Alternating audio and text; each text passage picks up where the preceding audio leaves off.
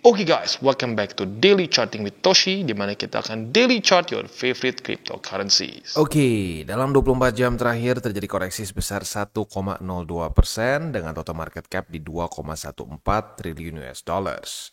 Bitcoin dominance meningkat sebesar 0,06%, volume terus sebesar 43,53%. Untuk Bitcoin, dia daily close masih di atas dari 62.000 ya, walaupun sedikit lebih di bawah dibandingkan tanggal 4 Oktober kemarin ya. Nah, untuk kemarin dia daily close-nya itu di angka 62.063 USD. Tapi menurut gue yang lebih penting sebenarnya itu besok ya, udah jelas kenapa, karena besok adalah weekly close dari Bitcoin ya. Nah, pertanyaannya apakah dia akan weekly close di atas atau di bawah dari BSB bawah? Nah, kalau di bawah ya, kalau di bawah dari BSB bawah, maka itu adalah fake out ya. Nah, buat lo yang sudah terus pantengin DCWT, kemungkinan besar tahu ya bahwa terjadi fake out setelah pantulan itu baru 2 kali di 2012 dan di 2014. Kita lihat di sini ya. 2012 kita ke weekly dulu ya. Terindo weekly, mati aja biar lebih gampang ya. Sebentar, harus weekly. Sorry, lupa gua. Oke, kita lihat dulu di 2014 di sini nih ya. Sudah terjadi pantulan, fake out ya. Nah, yang pertama terjadi di 2012. Udah terjadi pantulan, fake out lagi. Begitu. Nah, jadi secara statistiknya kecil fake out di BSB setelah mantul tuh sangat kecil secara statistik ya. Tapi bukannya tidak mungkin. Ya, lagi-lagi tidak ada yang tidak mungkin. Tetapi kita harus ngomong dari secara statistiknya, sering atau enggak. Begitu ya. Ya sama kayak gini deh, sama kayak kita misalkan ngelihat ke atas nih ya, ngelihat ke atas, ngelihat awan udah gelap, angin sudah sepoi-sepoi ya. Nah, itu kemungkinan besar apa yang terjadi? Hujan. Pasti hujan nggak? Enggak ya, tapi rata-rata kalau seperti itu, apalagi ditambah misalkan ini adalah bulan-bulan memang curah hujan tinggi, ya sudah ya, daripada kita gegabah lebih baik kita bawa payung. Nah, bawa payungnya itu apa? Ya bawa payungnya dengan terus kita melakukan DCA begitu. Janganlah kita mencoba untuk mendukun, karena ya apa, mulai ada beberapa report lagi nih. Aduh bang, kemarin salah bang, gua nggak akumulasi di sini bang, mikir bakal lebih rendah lagi bang, bikin lower low katanya.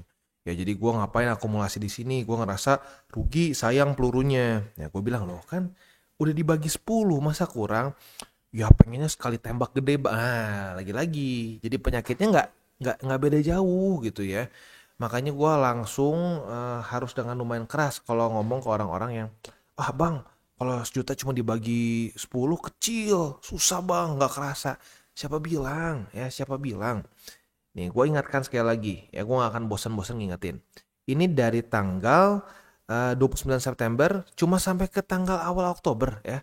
Kalau kita mau ngomong sampai tepatnya sih 1 Oktober, berarti bentar banget, cuma berapa hari ya. Di BTC udah DCA di 1, 2, 3, 4, 5 posisi. Begitu. Lu bagi 10, setengahnya udah habis. Cuma berapa hari. Nah itu harusnya in theory bisa sebulan. Jadi sebenarnya kalau mau ngomong 10 itu tuh minimum. Begitu. Ya 10 tuh minimum. Kalau lu pengen lebih gede lagi, itu udah bukan jatuh ke all in itu udah bukan jatuh ke DCA, itu udah lebih mendekati ke all in. Nah, kalau all in kita akan terus-terusan mencoba tebak-tebakan. Jadi muter-muter lagi. Orang-orang yang tidak akumulasi itu karena apa?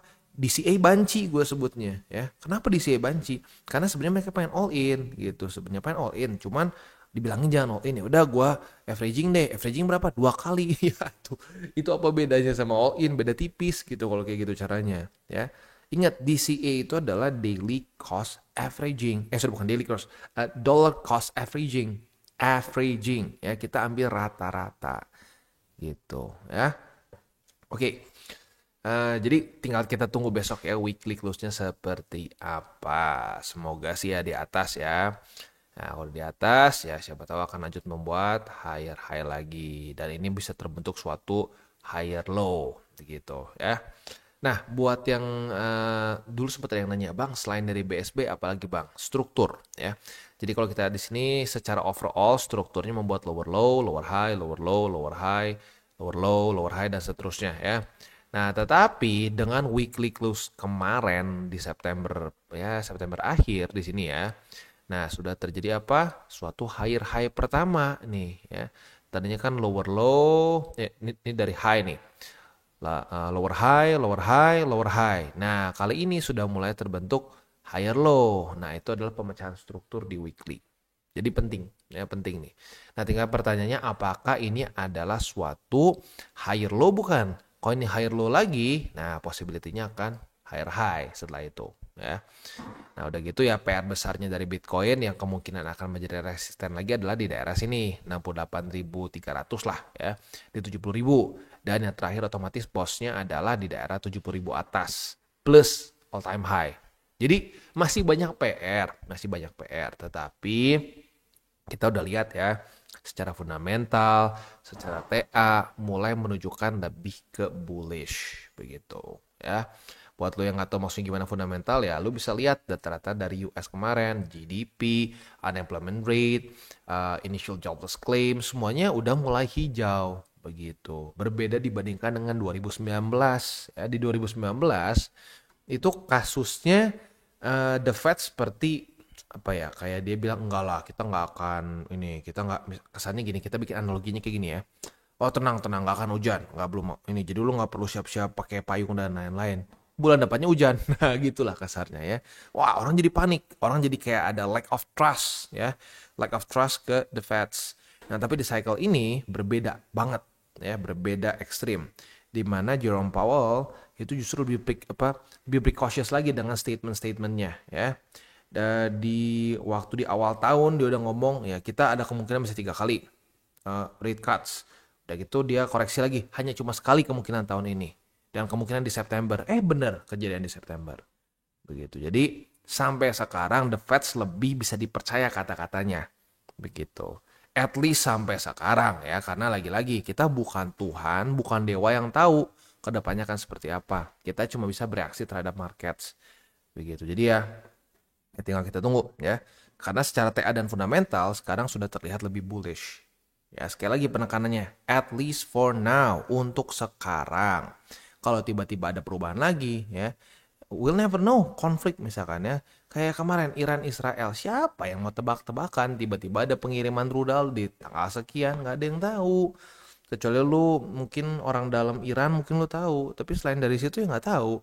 Begitu. Jadi ada event-event yang disebut sebagai Black Swan event. Begitu. Nah, Black Swan event ini ya kita nggak bisa antisipasi. Bukan kayak economic calendar. Economic calendar kan kita bisa intip. Ya, oke, nanti tanggal sekian Israel akan diserang, itu kan itu nggak mungkin gitu loh. Ya, yang keluar di sini cuma data-data aja.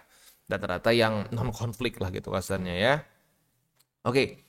Nah, mumpung udah masuk ke economic calendar, langsung kita bahas minggu ini akan seperti apa ya. Untuk minggu ini seingat gue lebih tenang ya, lebih nggak terlalu padat. Hari Senin nih, kayak contohnya hari Senin nggak ada, hanya ada bintang 2 dan bintang 1 saja, which is itu biasanya nggak ngaruh. Lalu di Selasa juga kita dikasih nafas lagi. Rabu ada 1, crude oil inventories ya, jadi mulai di hari Rabu tanggal 9 Oktober. Senin Selasa libur. Lalu akan ada FOMC meeting minutes. Nah ini Rabu nih, ini penting ya, berarti akan ada FOMC meeting minutes. Semoga sih ya hasil dari meetingnya ya lebih dovish lagi ya. Ya semoga statement-statement seperti inflasi sudah benar-benar terkontrol, ya tingkat pengangguran mulai turun. Nah, itu asik tuh. Ya bagus kalau kata-katanya keluar seperti itu. Kalau kebalikannya ya otomatis lebih hawkish ya. Lalu juga ada 10-year note auction. Lalu Kamisnya itu nanti akan ada core CPI dan initial jobless claim. Lagi-lagi hari Kamis. Memang hari Kamis kayaknya hari favorit US untuk membombardir market. Sorry ya, ini gue masih rada sedikit nih ngomong masih rada susah, tapi dibandingin kemarin masih udah lebih oke lah ya. Karena udah minum obat ya. Oke. Next. Jadi Kamis harus di-highlight ya, banyak data penting, ada 1, 2, 3, 4, 5 ya. Jumat dari US akan keluar data apa nih? PPI ya, PPI dan udah PPI ya. Jadi untuk minggu depan itu dari hari Rabu sampai Jumat ya akan keluar data penting. Yang harus di-highlight yang ekstra penting adalah hari Kamis karena ditumpuk 5 ya. 5 bintang 3 dan bintang 3-nya nggak main-main, CPI dan juga initial jobless claim plus juga ada di sini apa nih? Ya itu sih sebenarnya paling penting ya, CPI, core CPI dan initial jobless claim. Oke. Next kita masuk, ini mungkin bukan ke news ya, lebih kayak ke satu statement lah ya, dimana banyak yang merasa bahwa Solana ini siap menggeser Ethereum. Ya udah beberapa juga yang komen, benar nggak sih bang Solana bisa menggeser Ethereum? Nah, kalau kita lihat dulu secara market cap, sebenarnya BNB masih lebih dekat ya. Orang kebanyakan berpikir BNB itu loh ini kan token token Binance, beda bang, nggak kayak Solana. Ya in theory seperti itu, tapi pada faktanya BSC itu sekarang sering sekali dipakai untuk transaksi gitu. Jujur gue pribadi untuk transaksi paling sering pakai BSC gitu, BEP20 itu yang paling sering gue pakai ya untuk pengiriman stable coins. Dan juga kalau kita mau ngomong meme coin sangat banyak sekali juga di BSC begitu. Jadi kalau mau kita ngomong secara activity ya, secara pure activity mungkin masih lebih besar di Binance kemungkinan gue masih belum lihat spesifiknya sih ya. Nah, tapi bukan berarti Solana juga tidak ada potensi ya. Tapi kalau ngomongin pure by numbers, BNB masih lebih gede market cap-nya begitu ya. Dan kalau kita mau ngomongin Solana sebenarnya lebih cepat nggak sih dibandingin Ethereum, lebih murah nggak? Kalau lebih murah udah pasti lebih cepat. Sometimes yes, sometimes ya nggak, ya tergantung lah ya. Kadang-kadang Solananya lagi congested banget, Ethereum-nya lagi nggak congested, ya bisa mungkin on par begitu. Tetapi kita tahu ada namanya trilema kan ya. Kalau kita mau cepat ya harus mahal. Ya kalau kita pengen cepat dan murah ya berarti nggak terlalu secure. Kalau kita pengen ya udah kebayang lah ya kayak gitu, lu cuma bisa pilih 2 dari 3 ya, itu udah paling maksimum begitu. Nah untuk Ethereum tuh kita pilih apa? Kita pilih secure ya, kita pilih secure dan decentralized ya, lebih relatif decentralized dibandingkan dengan Solana. Nah, Solana ini adalah pemilihan untuk kita cepat dan murah. Tapi tidak terlalu tidak terlalu aman ya, dan ya tidak terlalu decentralized begitu dibandingkan dengan Ethereum at least ya. Jadi kalau menurut gue ini adalah 2 market berbeda lah gitu kasarnya ya, 2 market berbeda. Ya kalau misalkan nih kita ada orang yang pakai Topet, ada yang pakai Shopee, ada ya masing-masing karena mereka punya fokusnya masing-masing. Ada yang bilang Shopee lebih ke fashion, ada yang bilang Topet lebih ke bapak-bapak katanya ya, nggak tahu lah ya. Ya tapi pokoknya udah punya marketnya masing-masing menurut gua. Jadi ini kalau menurut gua ya, kan dulu tuh sempat ada satu notion yang disebut sebagai Ethereum killer. Wah, semua pengen ngebunuh Ethereum ya. Tapi kalau menurut gua sih at the end of the day akan menjadi marketnya sendiri-sendiri gitu. Kayak Solana untuk orang-orang yang pokoknya pengen cepat murah ya. Secure apa sih, nggak ngerti, decentralized nggak penting, yang penting gue pengen cepat. Bisa pakai Solana ya. Itu juga mirip-mirip, BNB juga mirip-mirip ya. Dia cepat, murah tapi masih lebih secure dibanding Solana gitu. Jadi kalau mau dibilang gua sih masih lebih sering pakai BSC ya dibandingin Sol ya. Tapi ya lagi-lagi itu preference, setiap orang beda-beda. Nanti akan jadi debatnya kayak wah, gue lebih suka McDonald's, gue lebih suka KFC, wah gitu ya. Ya padahal selera aja gitu, orang lebih, ada yang lebih prefer apa. Misalkan orang yang di KFC ya dia lebih prefer ayamnya gitu. Ya kalau di McD, gue lebih suka burgernya gitu. Ya kayak gitu. Gitu ujung-ujungnya ya sama-sama fast food gitu, sama-sama dari US, tapi ya emang spesialisasinya berbeda gitu menurut gue sih ya. Tron juga gue lumayan sering pakai untuk stablecoin, tapi jujurnya untuk yang kayak dApps-nya gitu, kayak nggak terlalu banyak yang pakai sih jujurnya ya. Nah yang menarik Ton sebenarnya sih. Ton yang menarik karena secara fundamental dia menggunakan Telegram ya, jadi sangat berbeda dibandingkan dengan BNB, Solana, Ethereum dan seterusnya begitu ya. Oke. Next, kita akan masuk ke Balemet, tetapi sebelum kita masuk ke Balemet, seperti biasa gue akan disclaimer dulu bahwa semua konten dari TCI bukan financial advice, ini semua bentuknya adalah edukasi ya.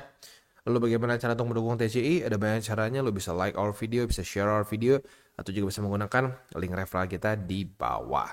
Dan sekarang kita akan dengar dulu pesan-pesan dari sponsor kita pada hari ini. Oke, today's video is brought to you by Maxi. Dan hari ini kita akan bahas event eksklusif Maxi dengan TCI, yaitu event deposit and trade. Dan kita bisa earn sampai 20.000 USD ya. Ini berlangsung sampai tanggal 21 Oktober, jadi waktunya masih cukup lama buat lo yang pengen ikutan. Langsung aja kita bahas event pertama, kita bisa mendapatkan sampai 100 USD ya. Ini dengan simple banget caranya, dengan tinggal net deposit dan juga untuk spot dan futures trading. Net deposit lebih dari 500 USDT akan mendapatkan 10 USDT futures bonus. Untuk spot trading volume akan bisa mendapatkan untuk yang 3000 atau lebih dari 3000 USDT tepatnya bisa mendapatkan 10, 30.000 bisa mendapatkan 40 dan seterusnya ya. Lalu event kedua ini adalah untuk net deposit dan futures trading ya. Jadi buat lo yang deposit 1000 USD akan bisa mendapatkan 30 USDT futures bonus, dan terus sampai yang paling tinggi adalah deposit 500.000 USD dan trading volume lebih dari 300 juta itu akan bisa mendapatkan 20.000 USDT futures bonus ya. Jadi buat yang tertarik untuk ikutan silahkan bisa menggunakan link referral kita di bawah dan mulai trade di Maxi. Dan kita masuk ke Bitcoin. Untuk Bitcoin posisi futures belum ada lagi setup ya.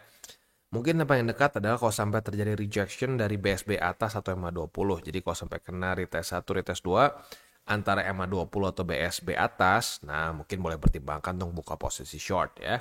Nah posisi shortnya boleh di BSB bawah begitu. Untuk posisi spot, BSB bawah boleh nggak bang dijadiin buy limit? Ya boleh-boleh aja sih sebenarnya ya. Jadi boleh di BSB bawah di 61.240, lalu di 60.577 atau EMA50 yang sedang confluence. Dan yang terakhir adalah 58.455. Next kita masuk ke Ethereum. Untuk Ethereum kita bisa lihat di sini retest 1, retest 2 sudah terjadi di angka 2419. Jadi kita sebenarnya sudah punya posisi short ya. Nah, posisi short kita ini masih bisa dipertahankan karena ya daily close-nya masih di bawah dari struktur resisten ya. Nah, tinggal kita lihat besok pagi jam 7 apakah daily close-nya di atas atau di bawah. Kalau di atas berarti kita cut loss. Kalau masih di bawah boleh pertimbangkan untuk di hold posisinya dan target TP-nya di angka 2363 ya.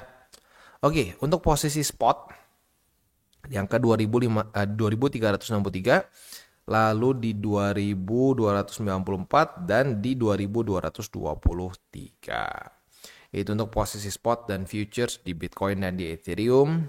Sebelum kita tutup DCWT kita pada hari ini ya, gue ingatkan sekali lagi 3 golden rules itu terdengar mudah ya, terdengar sepertinya iya kayak orang tua ngomong hati-hati di jalan bla bla bla ya.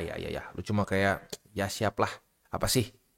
Ya kayak common wisdom yang sering kita dengar. Tapi buat lu yang benar-benar udah mencoba untuk melakukannya itu tidak terlalu mudah, apalagi kalau lu punya mindset yang salah total awalnya begitu ya. Nah, jadi ya apa aja? Yang pertama, ini yang paling tidak boleh kita lakukan, makanya gua taruh paling depan supaya orang ingat ya. Jangan pakai uang panas. Kalau udah pakai uang panas itu susah. Lu mau sepinter apapun, hancur lagi. Jarang banget orang yang pakai uang panas dan cukup hoki langsung boom gitu.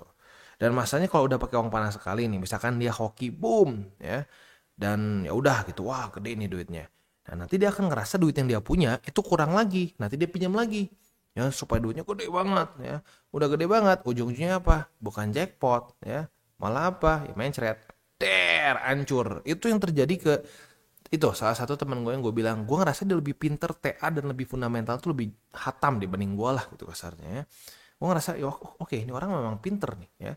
Tapi mindsetnya begitu kacau. Wah, jangan dikit, kecil. Susah kayaknya kalau begini. Wah, ya ujung-ujungnya kayak gitu ya. Hidupnya nggak jauh-jauh dari situ lagi. Roller coaster ya, dari jackpot dia dan boncos lagi, jackpot boncos. Nah, kalau gue tuh nggak nyaman hidup kayak begitu gitu. Gue pengen hidup tuh stabil aja gitu, jangan wah sekarang asik nih, wah foya besok aduh gila, aduh gue pusing banget bro abis duitnya, kacau ya. Nah yang kedua, jangan over leverage ini mungkin nggak separah uang panas tapi ini juga bisa ngerusak gitu, dan udah beberapa kasus juga di cycle ini ada yang ngomong gitu ya.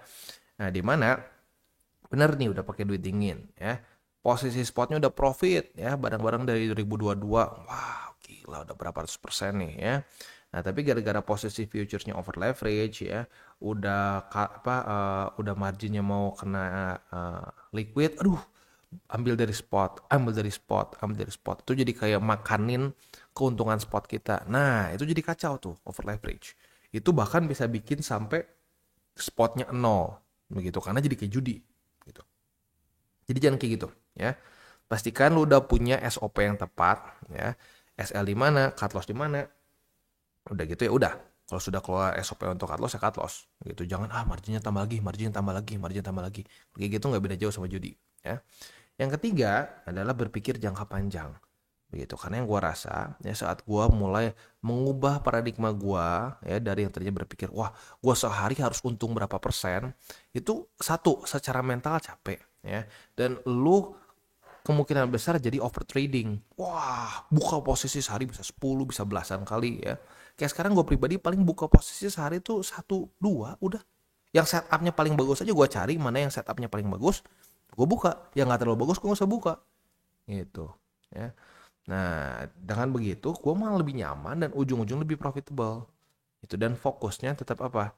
Fokusnya ke spot jangka panjang ya, walaupun sebenarnya technically speaking nggak jangka panjang sih, itu disebutnya position trading ya. Cuman kalau di Indonesia ya itu dihitungnya jangka panjang banget 4 tahun begitu ya, karena di Indonesia tuh orang berpikirnya wah di hold 1-2 di hold sebulan tuh udah panjang. Waduh, sebulan tuh belum apa-apa, itu masih jangka pendek menurut gua ya. Nah, makanya jadi semakin lu pendek berpikirnya ya, jangkanya itu semakin pendek, disitulah lu akan lebih gampang boncos. Statistiknya aja lu bisa lihat trader yang paling win rate-nya jelek adalah scalper. Kenapa? Karena time frame-nya itu pendek, 5-15 menit, ada yang gila semenit, itu nggak tahu tipenya apa ya, semenit scalper nggak sih? Ya, yang gua tuh scalper 5 menit lah ya, semenit udah apa super scalper gitu, nggak ngerti lah ya. Tapi intinya di situ ya. Oke. Jadi kurang lebih seperti itu ya, gua harap jangan ngasal tradingnya. Oke guys, jadi itu adalah akhir dari segmen DCWT kita pada hari ini. Dan jangan lupa bagi kalian yang merasakan manfaat dari segmen ini, jangan lupa untuk share ke teman-teman kalian. Dan apabila lu pengen mensupport channel kita, ya TCI, jangan lupa untuk menggunakan link referral kita di bawah. Nggak wajib ya, tetapi apabila lu menggunakan link referral kita di bawah, ada macam-macam ya, dari Bybit, Huobi, Maxi, toko kripto, dan banyak lagi ya. Ya, walaupun nggak wajib, tapi kalau menggunakan link referral kita, lu secara langsung membantu perkembangan dari TCI. Dan satu lagi, jangan lupa juga untuk join Telegram group kita, di mana kita bisa ngobrol-ngobrol santai mengenai dunia cryptocurrency secara 2 arah.